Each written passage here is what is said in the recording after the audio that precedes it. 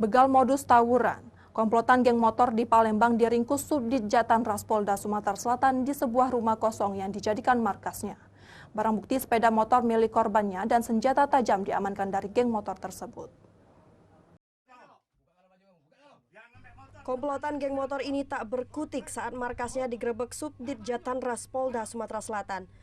Para remaja yang menamakan gengnya dengan sebutan kelompok 10 ini langsung digeledah petugas.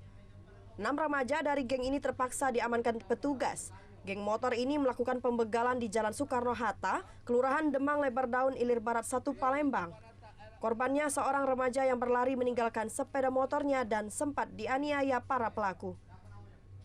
Kelompok geng motor ini berjumlah puluhan orang, janjian di media sosial dengan kelompok lain untuk melakukan tawuran.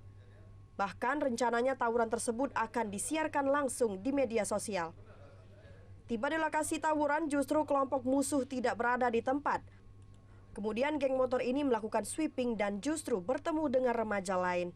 Dengan menggunakan senjata tajam, mereka mengancam korban. Pada saat diambil motor itu ditinggal sama korban. Iya, berlari korbannya. Sempat diancam itu berlarinya. Kenapa dia berlari? Takut. Sama kuncinya diambil. Ya, kuncinya di motor. Di motor. Posisi terjatuh motornya. Ya. Langsung dibawa. Siapa yang bawa? Ngendarain? Saya. Kasubdit Jatanras Polda Sumatera Selatan Kompol Agus Prihadinika menyatakan modus tawuran digunakan geng motor beranggotakan mahasiswa ini melakukan pembegalan.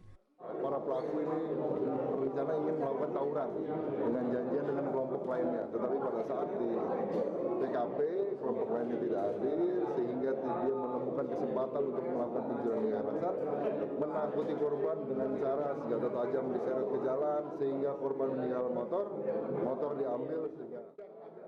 Guna mempertanggungjawabkan perbuatannya, ke-6 pelaku geng motor ini dilakukan penahanan di Mapolda Sumatera Selatan. Dari Palembang, Firdaus, iNews melaporkan.